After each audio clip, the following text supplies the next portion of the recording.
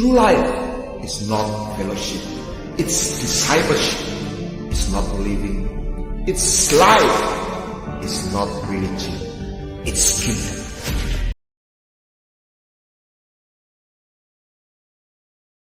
Imamat pasal 10, Imamat pasal 10. Ada satu peristiwa yang seringkali tersembunyi dan dilewati oleh banyak orang.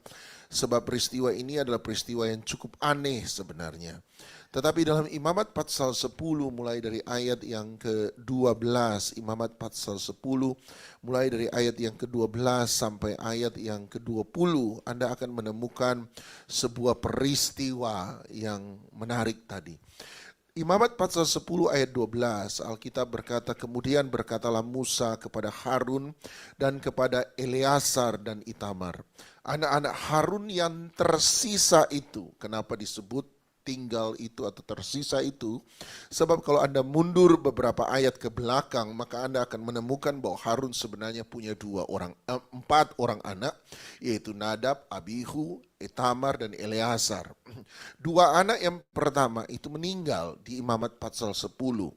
Sebab mereka, kata Alkitab, memberikan persembahan kepada Tuhan dalam rupa api asing, sehingga Tuhan kemudian membakar mereka.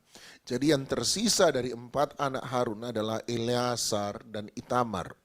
Jadi dia berkata, Eleazar dan Itamar, anak-anak Harun yang tersisa itu, yang tinggal itu, ambillah korban sajian yang tinggal dari segala korban api-apian Tuhan, dan makanlah itu sebagai roti yang tidak beragi di samping mezbah, karena itulah bagian yang maha kudus. Haruslah kamu memakannya di suatu tempat yang kudus, karena itulah ketetapan bagimu dan anak-anakmu dari segala korban api-apian Tuhan. Sebab demikianlah diperintahkan kepadaku, ayat 14, dada persembahan ujukan dan paha persembahan khusus itu haruslah kamu makan di suatu tempat yang kudus, yang tahir. Engkau ini serta anak-anakmu laki-laki dan perempuan. Karena semuanya itu diberikan sebagai ketetapan bagimu dan anak-anakmu dari segala korban keselamatan orang Israel. Ayat 15, paha persembahan khusus dan dada persembahan ujukan itu haruslah dibawa mereka ke tempat segala korban api-apian yang dari lemak itu, supaya dipersembahkan sebagai persembahan unjukan di hadapan Tuhan. Itulah suatu ketetapan untuk selamanya bagimu serta bagi anak-anakmu seperti yang diperintahkan Tuhan. Kemudian Musa mencari dengan teliti, jadi dia mencari dengan teliti kambing jantan korban penghapus dosa itu. Tetapi ternyata kambing itu sudah habis dibakar. Sebab itu dimarahinya lah Eleazar dan Itamar, anak-anak Harun yang tinggal itu. Katanya, mengapa tidak kamu makan korban penghapus dosa itu di tempat yang kudus? Bukankah itu sesuatu bagian maha kudus dan Tuhan memberikannya kepadamu supaya kamu mengangkut kesalahan umat itu dan mengadakan perdamaian bagi mereka di hadapan Tuhan. Lihat, darahnya itu tidak dibawa masuk ke tempat kudus. Bukankah seharusnya kamu memakannya di tempat kudus seperti yang telah kuperintahkan? Lalu berkatalah Harun kepada Musa, memang benar pada hari ini mereka telah mempersembahkan korban penghapus dosa dan korban bakaran mereka di hadapan Tuhan. Tetapi hal-hal seperti tadilah yang kualami. Jikalau pada hari ini aku memakan juga korban penghapus dosa, mungkinkah hal itu disetujui oleh Tuhan? Ayat 20, ketika Musa mendengar itu, dia menyetujuinya. Jadi ada satu kisah peristiwa setelah kematian 2 anak Harun yang pertama, yaitu Nadab dan Abihu. Nadab dan Abihu punya peran yang sangat besar. Dari 4 anak Harun, Nadab dan Abihu adalah 2 anak yang diundang Tuhan secara khusus untuk menyertai Musa dan Harun ketika dipanggil menghadap Tuhan di Gunung Sinai. Beserta dengan 70 tua-tua, jadi tidak dengan Itamar, tidak dengan Eleazar, Tuhan khusus berkata Nadab dan Abihu. Tetapi kemudian dalam Imamat pasal 10 ayat awal Anda akan menemukan bahwa Tuhan kemudian menghukum Nadab dan Abihu sebab tadi memberi persembahan api asing. Nah, setelah peristiwa itu kemudian terjadi peristiwa yang kita baca tadi, Imamat pasal 10. Musa mengajarkan kepada 2 anak Harun yang tersisa, Itamar dan Eleazar.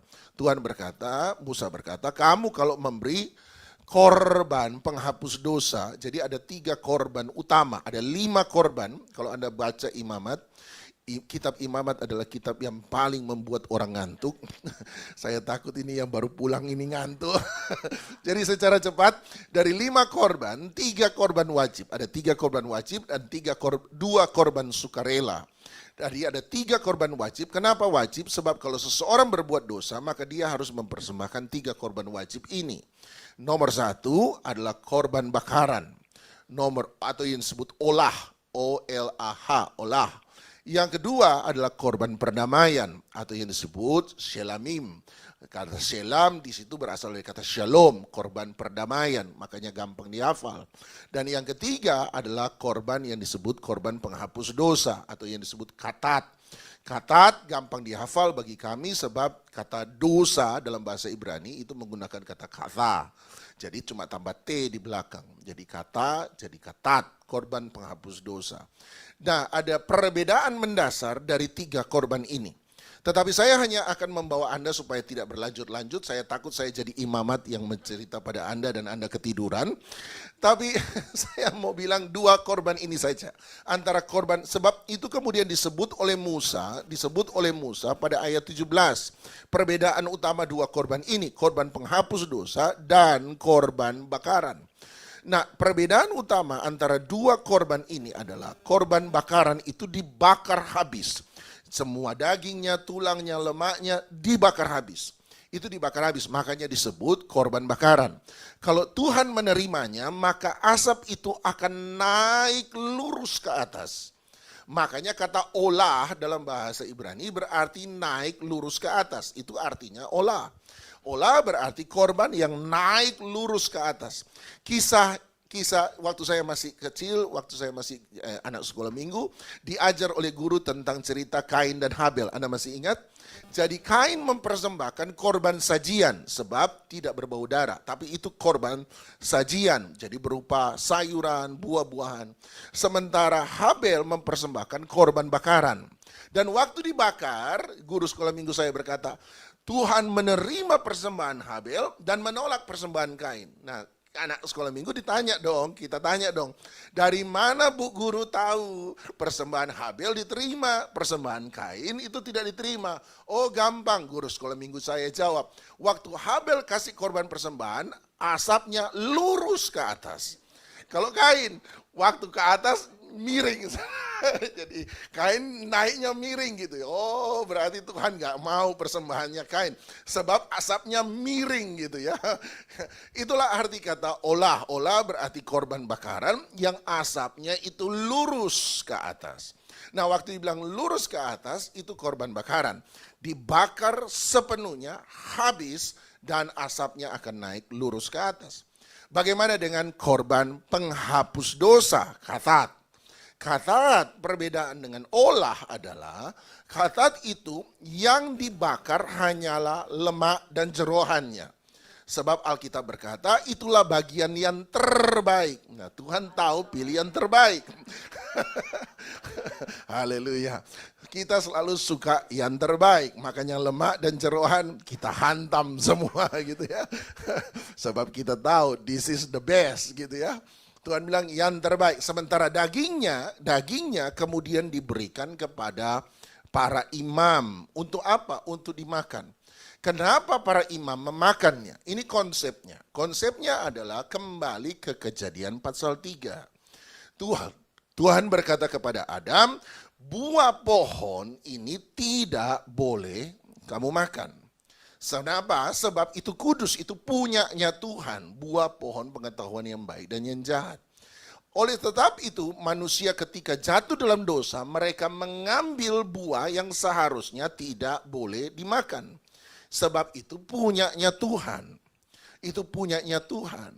Makanya itu bicara tentang korban penghapus dosa. Yang terbaik itu selalu punyanya siapa? Punyanya Tuhan. Yang terbaik itu punya Tuhan. Dan waktu mereka makan, orang Ibrani berkata begini, sederhana.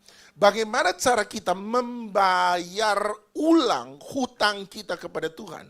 Ya karena kamu ambil apa yang menjadi makanan Tuhan, kamu ambil dan kamu makan, maka untuk membayar hutangmu, dosamu, maka adalah kamu mengembalikan sesuatu kepada Tuhan yang bisa dimakan, gitu loh.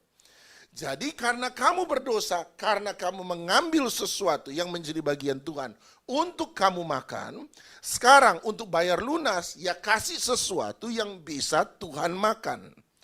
Persoalannya satu, Tuhan nggak bisa makan dalam arti makan Tuhan Anda tidak akan ketemu di restoran dalam arti Tuhan roh, arti sementara makan babi putar, mohon maaf baru pulang Manado, makan babi guling, makan, Anda tidak akan menemukan itu. Sebab Tuhan adalah roh. Tetapi untuk mengembalikan sesuatu supaya bisa dimakan oleh Tuhan adalah Tuhan menunjuk imam-imam. Dan berkata, bagian untuk Tuhan serahkan kepada imam, sebab imam adalah perwakilan Tuhan. Adalah wujud Tuhan, pelayan Tuhan. Itu sebabnya berkali-kali dalam Imamat 10 Musa berkata, itu adalah bagian yang ditentukan Tuhan bagi kamu dan keturunanmu. Kamulah yang ditentukan Tuhan untuk menjadi mulutnya Allah, memakan apa yang dipersembahkan umat sebagai pengganti pembayar dosa mereka. Kamulah yang harus memakannya. Nah, kamulah yang harus memakannya. Nah, peristiwanya adalah Musa kemudian masuk ke dalam kemah dan dia perhatikan kenapa daging dari korban penghapus dosa, katat, yang seharusnya dimakan oleh imam-imam, dalam hal ini adalah Itamar dan Eleazar, tiba-tiba dia berkata, kenapa kamu membakarnya habis? Kalau korban penghapus dosa kamu bakar habis, dia bukan lagi korban penghapus dosa. Dia jadi korban apa tadi yang dibakar habis? Bakaran. Musa makanya marah. Dalam struktur Israel, salah satu hukum yang paling ketat itu adalah hukum tentang korban. Itu paling ketat. Gak boleh salah sama sekali. Tiba-tiba Musa temukan, kenapa ini yang harusnya jadi korban penghapus dosa, kamu bakar dan gak ada yang makan. Dia marah dong. Ini korban penghapus dosa, tetapi protokolernya jadi korban bakaran. Padahal 3 korban ini harus dipersembahkan. Dia marah, dia ngamuk, dia marah sama Itamar dan Eleazar. Bapaknya muncul, Harun, ya toh. Anak kalau dimarahi biar gimana bapaknya mesti muncul gitu. Jadi ada anak-anak VW yang dimarahi, maknya yang muncul gitu. Ada yang muncul. Nah, dan Harun akhirnya membela kedua anaknya. Kenapa apa yang dia katakan, apa yang dia bela, sampai pada akhirnya Alkitab berkata ayat 20, ketika Musa mendengar penjelasan Harun, Musa pun menyetujuinya. Jadi Musa berkata, ya udah, buat saya ini sesuatu yang luar biasa. Tadi saya katakan, salah satu hal yang paling ketat dalam tradisi aturan orang Israel adalah aturan mengenai korban bakaran, korban sajian, korban penghapus dosa. Jadi korban adalah aturan yang paling ketat. Itu nggak boleh sembarang. Tiba-tiba aturan ini dilanggar oleh Harun, Itamar, dan Eleazar. Dan pada akhirnya ketika Harun memberi penjelasan, Alkitab berkata, Musa sebagai pembawa pesan hukum Allah, Torah, tiba-tiba berkata, dia pun setuju. Ini buat saya tidak masuk akal dalam pemikiran orang tradisi Yahudi, sebab ini aturan yang paling diagungkan loh. Aturan yang bagi mereka nggak boleh salah. Mereka itu berani bunuh orang bahkan kalau saya mau bilang. Supaya aturan ini ditegakkan. Orang aja berani bunuh ketika kedapatan berzina hanya supaya aturan Torah ditegakkan. Apalagi soal bakaran-bakaran ini. Pasti. Tapi satu titik tiba-tiba Musa sepertinya menutup mata ketika ada sesuatu yang salah yang seharusnya tidak dilakukan. Korban penghapus dosa berubah menjadi korban bakaran. Musa tutup mata dan berkata dia setuju. Dan ini pelanggaran yang sebenarnya dilakukan oleh imam besar sendiri. Pertanyaannya adalah apa? Mari kita lihat ayat 19. Kalau saya sudah coba baca ayat 19 dalam bahasa Indonesia, dan saya percaya kalau Anda baca ayat 19, Anda tidak akan benar-benar memahami apa yang disebutkan Harun pada ayat 19. Tetapi kalau Anda pergi ke firman Allah yang hidup, saya berharap ini bisa membantu Anda. Makanya terakhir saya lihat statusnya Nita Ore, akhirnya Alkitab terjemahan baru yang kedua sudah datang. Dan sebenarnya saya sangat mengencourage sebab bahasa-bahasa Alkitab sekarang sudah sangat kuno. Bahasa Alkitab yang kita pakai adalah tahun 74, dari tahun 74. Sempat keluar tahun 99, saya coba pakai terjemahan baru tahun 99. Tapi waktu saya baca, jemaat selalu protes. Pak Doni pakai Alkitab model apa? Kok beda sama Alkitab saya? Saya bilang, Bu, ibu punya itu tahun 74, punya saya tahun 99, paling baru punya saya, Bu. Ini punyanya LAI, Bu, saya tidak bawa Alkitab sesat. Tapi tiap selesai khotbah mesti ada yang tanya, Pak Doni pakai Alkitab apa? Pak Doni pakai Alkitab apa? Akhirnya saya yang ngalah, saudara. Saya kembali lagi ke tahun 74. Semoga terjemahan baru kedua tidak mendapatkan nasib yang sama dengan tahun 99 gitu ya. Dalam firman Allah yang hidup, dia bilang begini, tetapi Harun menyaut dalam firman Allah yang hidup. Mereka telah mempersembahkan korban penghapus dosa dan juga korban bakaran mereka di hadapan Tuhan. Tetapi dia bilang begini, sekiranya aku makan korban penghapus dosa. Jadi memang perbedaan antara bakaran dan korban penghapus dosa dimakan oleh para imam. Dia berkata, tetapi sekiranya aku makan bagianku dari korban penghapus dosa menjadi perwakilan Tuhan bagi manusia. Pada saat seperti ini, kemudian dikasih penjelasan. Penjelasan begini, yaitu aku baru kehilangan 2 orang putraku karena murka Tuhan ke atas mereka. Apakah Tuhan akan berkenan kepadaku? Harun bilang begini, bro, karena itu adiknya sendiri. Bro, aku tahu bahwa korban penghapus dosa itu bagiannya harus dimakan. Pengganti dari apa yang kita ambil dari Tuhan, kita harus kembalikan ke Tuhan. Dan bagian yang kita kembalikan itulah yang disebut dimakan oleh para imam. Tapi dia bilang, bro, korban penghapus dosa hari ini dibuatkan karena 2 anakku yang pertama buat salah. Dan akhirnya karena mereka buat salah, kita harus bayar dong sama Tuhan. Ya toh? Karena buat salah sama Tuhan. Kita harus bayar dong sama Tuhan. Dan cara bayarnya adalah apa? Yang salah serahkan sama Tuhan. Tuhan ambil. Masalahnya bro, yang salah itu 2 anakku. Dan cara bayar lunas sama Tuhan adalah, aku mesti ngasih 2 anakku sama Tuhan.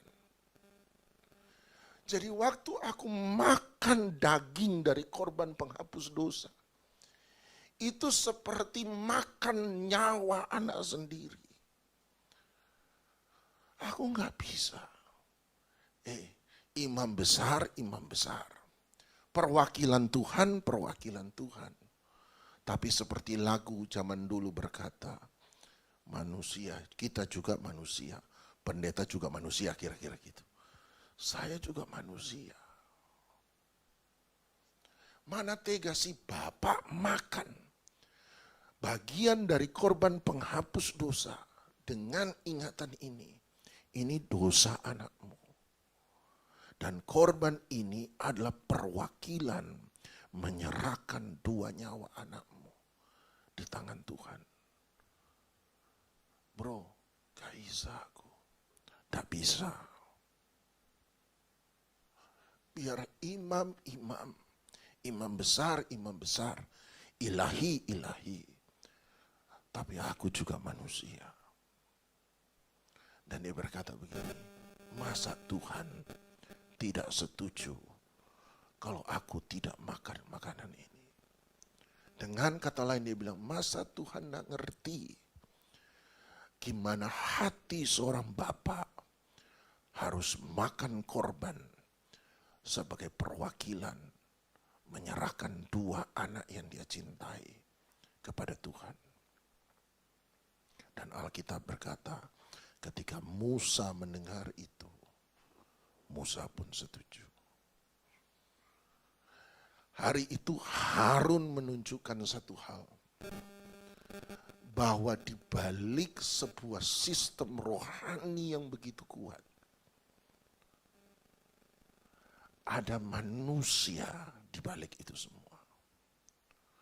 Dan ada saatnya sebagai imam, kita nggak bilang kita nyerah, cuma seringkali kita mau bilang kita capek.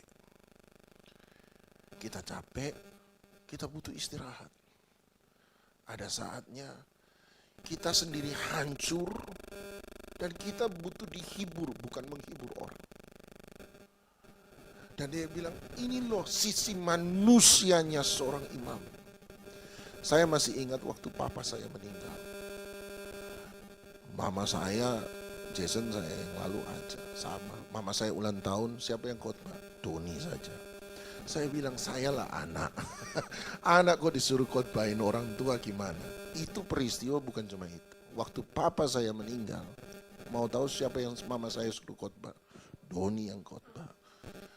Anda bisa bayangkan, saya bilang, saya nggak bisa berdiri di sini 2-3 hari sebelumnya orang tua saya meninggal dan saya khotbahin Anda, itu nggak bisa.